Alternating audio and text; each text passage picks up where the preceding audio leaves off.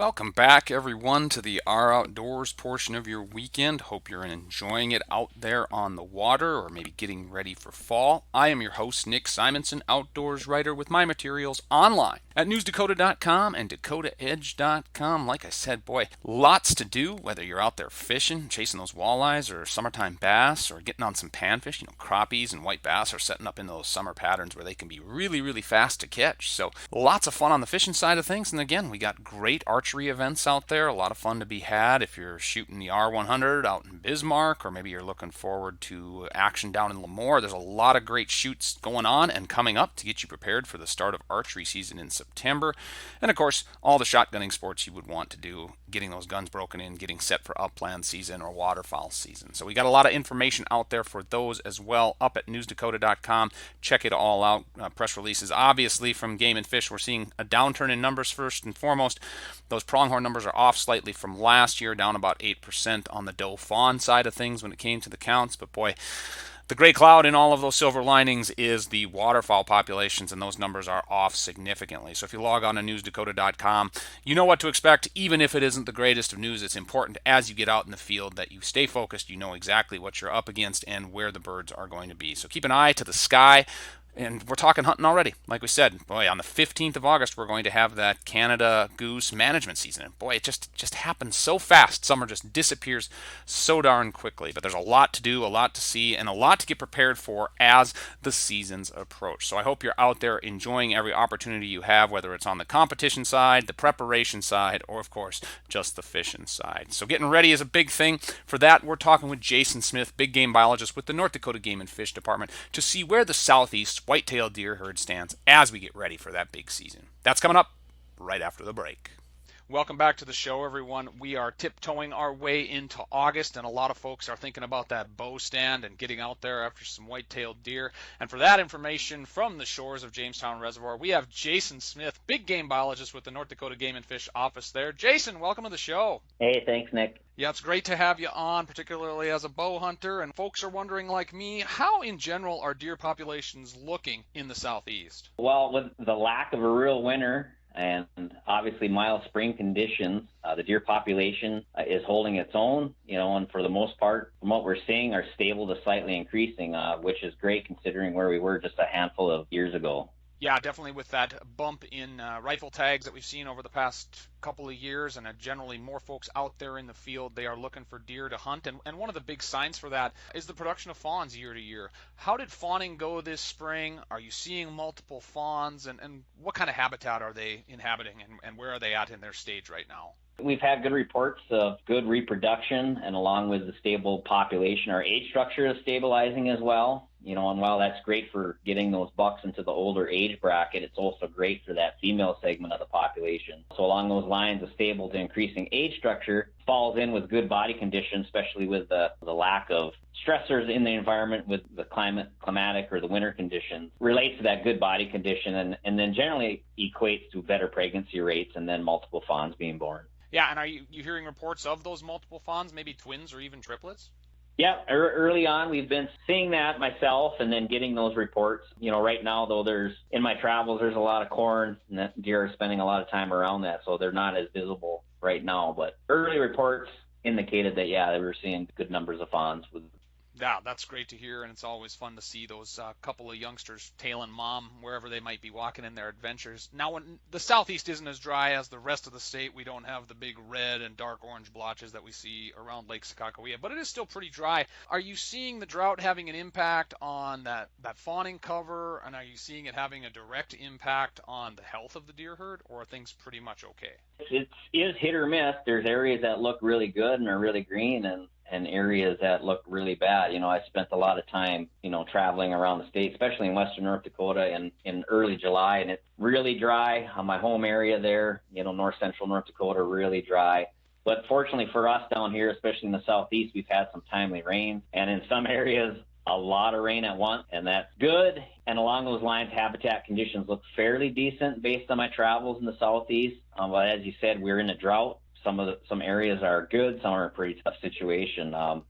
We could definitely use the moisture here, especially with the temperatures that we've had recently, just insanely hot. It will be interesting to see if the dry trend continues heading into the fall and upcoming winter. Deer in the southeast came out of the winter in great body condition, and for the most part, the deer that I have seen, while out, look to be doing well. Of course, the biggest problem that you can see with the drought is that lack of residual cover for fawning and sometimes lack of hiding cover in some areas.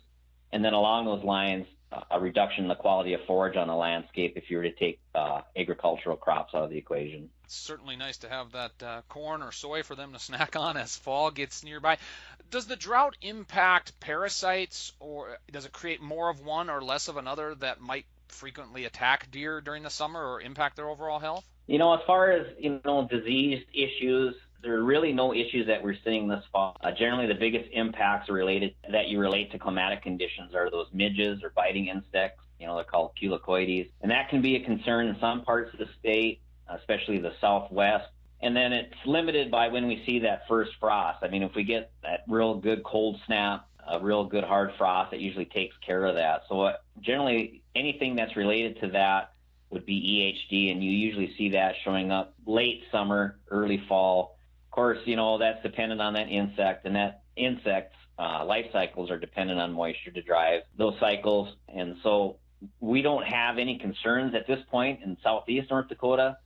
We did have impacts of EHD in the southwest, and we did have a few cases reported east of the Missouri River last year. That was certainly a headlining part of last fall's hunting season, was that EHD, particularly in that southwest. We're talking with Jason Smith. He's the big game biologist for the North Dakota Game and Fish Department out of their Jamestown office.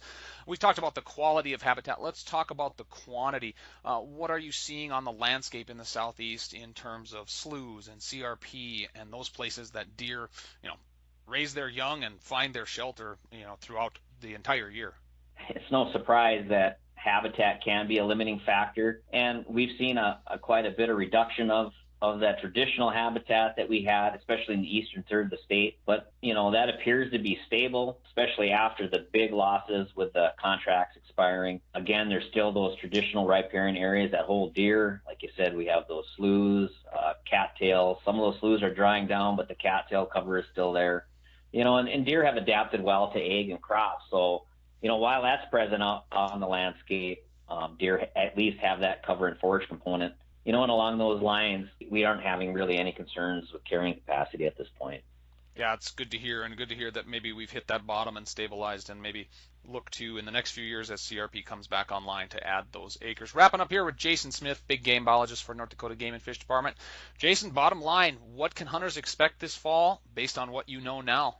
I think we have a nice balance of licenses available for what we have for deer on the landscape. Of course, it's a year-to-year thing. That's the great thing. We're not set in stone for any one thing, and the trends for hunter success have been holding fairly steady to even slightly increasing over the last few years, and we have seen a slight increase in available licenses for a few units in the southeast. I expect those hunters holding a tag should do well, and while that license guarantees the opportunity to get out and hunt, the filling of that license ultimately comes down to access and hunter effort.